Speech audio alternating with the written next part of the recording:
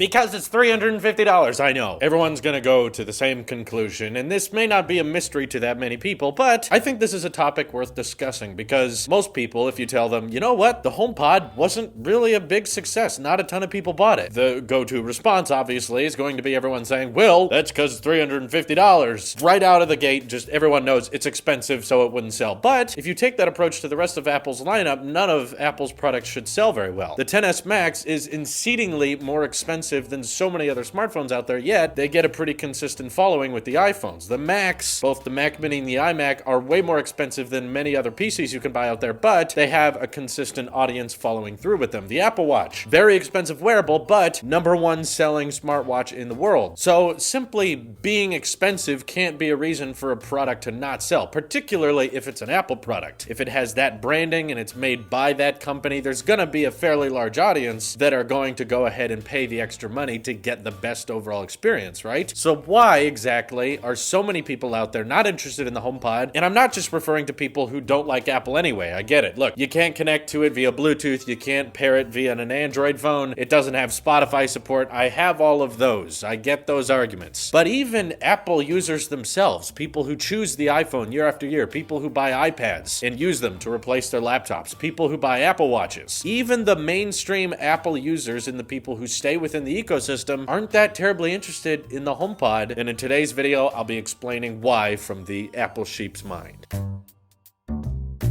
So similar to, I think, the issue Apple has with the Apple TV, the HomePod kind of falls between two different markets in a way that doesn't really hit either market's demands. So what did Apple focus on with the HomePod? What did they prioritize? Well, if you ask a lot of people who have reviewed the HomePod, most likely the sound quality. Of course, audio is subjective, and there are people out there who don't like it as much as others, but pretty universally, it's liked for how amazing the sound quality can get. The audio levels are balanced, no matter how loud a HomePod gets, particularly when paired in stereo mode, you can get an insane amount of sound quality out of them, not to mention how incredibly compact and small they are. They're able to pack a real punch, and as Apple says, they're able to rock the house. So sound quality was definitely where Apple started, and this is a total Apple move. When designing a speaker, Apple doesn't really think about the end price. They don't think about the market. They're just thinking, we don't want to be the best-selling product out there. We just want to be the best. And in my opinion, it personally is. After testing things like the Google Home Max and listening to some fancier Amazon Echo devices, I definitely think that in regards to just sound quality, the HomePod is pretty hard to beat. There are other speakers out there that are not smart speakers that definitely can give you a very similar experience, but without the smarts element. That's totally fine. I get that. But regardless, if Apple made a speaker and it prioritized sound and being the best overall sounding speaker for people, and there's this already very present Apple sheep army of people that will buy anything with an Apple logo on it, why isn't the HomePod making a big dent in the industry? Well, because in my opinion, what they prioritized was something that a lot of people would care about, but that wasn't the aimed demographic. Of course, there are a lot of questions people have about the limitations of the HomePod. How come I can't connect to the HomePod via Bluetooth? That means any Android phone you own or anything that doesn't support AirPlay can't really output to the HomePod. You have to connect to it almost exclusively through Wi-Fi and AirPlay, which is much laggier and much more delayed than just a simple Bluetooth connection. And of course, the people out there who do audio engineering who would like to use the HomePod as their designated speakers for their Mac or MacBook setup. They can't connect to it via audio jack, they can't connect to it via USB-C or any number of different port mechanisms, so you already have a very distorted audience with the HomePod because you're advertising it as this is built for the home. It's really just meant for you to call out to it, allow it to control some of your smart features in your home, play podcasts, play music, and as we all know, Siri is not the most factually knowledge digital assistant, so it's not even necessarily for you to have ongoing conversations with like you do a Google Assistant. Siri, I think, gets more hate than she deserves, but at basic things like setting timers, setting events, texting people, playing music, playing podcasts, I think Siri is fine. She's good enough. Google Assistant obviously has way more knowledge power from the internet, but a lot of people out there aren't spending a ton of time talking to speakers anyway, so I don't think that should mean that most of the Apple audience is not interested. The thing is, though, if they're advertising it towards an audience that just needs to briefly change the lights in one one room, listen to music and listen to a podcast here and there. That means that their target demographic for the HomePod, being the central hub for the home, is not audio professionals. It's not people who care about that sound quality, but that's precisely what you're mostly paying for. That's the reason the HomePod's $350 is because they made this super compact and super audio-rich experience, but the people who can appreciate that are the ones who can't take advantage of it because they can basically only tell Siri to play things from podcasts and Apple Music, and they can't connect to it via a hard cable, and there's not even Bluetooth support for people who don't have iPhones or iPads to AirPlay to it. So basically, you have two parties here. You have everyday consumers that just need a speaker to play some music in the background, maybe talk to it a little bit here and there, and then over here you have audio professionals that want to use the hardware for their audio editing or engineering or just for a movie viewing experience. And the HomePod kind of tried to satisfy both, but neither party could really be completely satisfied with it. From an audio engineer's perspective, it's incredibly limited to its connections purposes, so it's somewhat useless for them to spend all of that money on a product that their computers can't even connect to it. And then from the average consumer perspective, the HomePod, sure, it sounds good, and yeah, it can change the lights and it can answer a couple questions here and there, but $350, even for an Apple sheep, even for people in the Apple ecosystem, that's pretty steep, and they're probably going to justify themselves just using Siri on their phone or their Apple Watch anyway. They can control the lights from that, and while the sound quality is good, it's nothing fancy to the average consumer who doesn't really care about audio quality being that precisely balanced perfectly. They don't really care about that kind of thing. If you look at the smart speaker market right now, Amazon actually has overtaken Google as the majority shareholder in September of 2018, mostly from the regular Echo device and the Echo Dot, which what do these devices have in common? They're sub $100. In my opinion, Amazon has taken over the market with the smart speakers because, for one, they invented it. For two, they have a very diverse lineup of speakers. And three, these speakers go on sale, it feels like, almost every day. It feels like anytime you go on Amazon, they're trying to encourage you to buy another speaker. And because so many people are on Amazon all the time, Amazon advertising their own speakers on their website is going to be very common marketing. A lot of people are going to know when the new Echo Dot comes out and when the new Echo Plus is available. And while their speakers may not sound the best or Alexa may not be the smartest speaker out there, the average consumer doesn't really care enough about the sound quality being subpar on the Echo devices that they can justify the $30 to $50 purchase of an Echo Dot, or it makes a great birthday or Christmas present for the regular Echo device, which can price anywhere between $80 and $150 since they go on sale all the time, and there's also second generation ones that sound better. So essentially, Amazon is completely leaning towards the audience of our speakers are cool, but people don't justify $300 smart speakers. People, if they are going to invest in smart speakers, need them to be sub $100 because the function of managing your smart accessories via your voice, talking to an assistant to help you with factual stuff throughout the day, and listening to some music here and there, that function to the majority of the market is not a $300 purchase. That's why the HomePod is barely even 10% of the smart speaker market. Not that many people are buying them, and the Google Home Max is in even more an embarrassingly tiny sliver of the smart speaker market as well, which is also the funny thing to me about the Bixby speaker. You know, Samsung, they want to enter the smart speaker market, but they didn't want to copy the two best-selling products, which were the Echo devices, specifically the cheap ones, as well as the Google Home devices, which have also been selling very, very well, primarily the Home Mini, because again, similar to the Amazon speakers, they go on sale every other weekend, and even at full retail price, it's only $50. No, the sound quality is not excellent, but it doesn't have to be. People aren't justifying smart speakers being that expensive, so they get a cheap one. It plays audio in the background at a low volume just fine for most people, yet Samsung wants to copy the HomePod. They want to make a $300 type of smart speaker, which I doubt is going to sell very well at all. But honestly, Apple, if you want to know how to fix your smart speaker game, what we need to see in 2019 is an updated version of the HomePod. If you're asking the Apple sheep what I think they should do, allow audio engineers to take advantage of the audio quality you can get out of a HomePod. Yes, that means audio jack support. I know that sounds hypocritical, but iMacs, Mac Minis, they still have headphone jacks, so Apple's okay with it in the Mac side of things. So allow people to connect to it directly or use USB-C for like high quality data transfer, like replace replacement of the 1/4-inch jack, just go through USB-C for high-performance audio, and then make a sub-$100